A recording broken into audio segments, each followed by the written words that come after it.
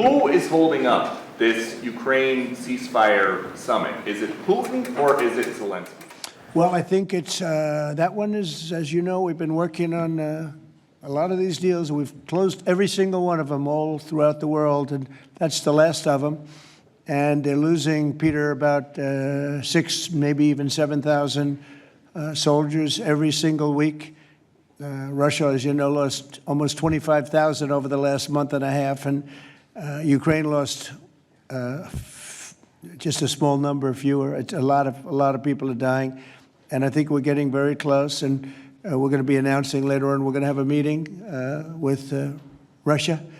We'll start off with Russia, and we'll announce a location. I think the location will be a very popular one for a lot of reasons.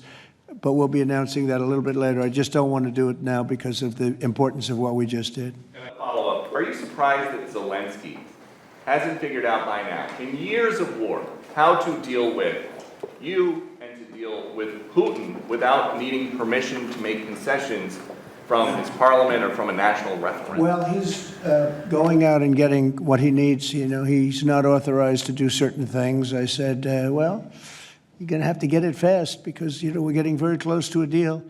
And he's doing that, and he's working with the European nations, and they're terrific people, terrific leaders, NATO. And as you know, I became very friendly with them. They agreed to go from 2% to 5%, 2% that they didn't pay to 5% that they've already paid. It's trillions of dollars. So, you know, we're working together very closely. But no, in all fairness to President Zelensky, he's getting everything he needs to assuming we get something done. But I'll be meeting very shortly with President Putin.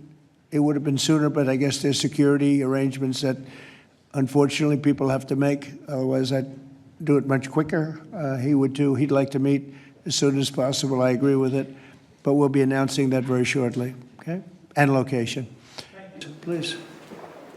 Mr. President, with this meeting with Putin, is this Russia's last chance to achieve peace? And do you expect Ukraine to make any type of territorial concession? Yeah, I don't like using the term last chance. Look, it's, you know, look, this is two very, very smart people. They've been going at it and their predecessors also very smart.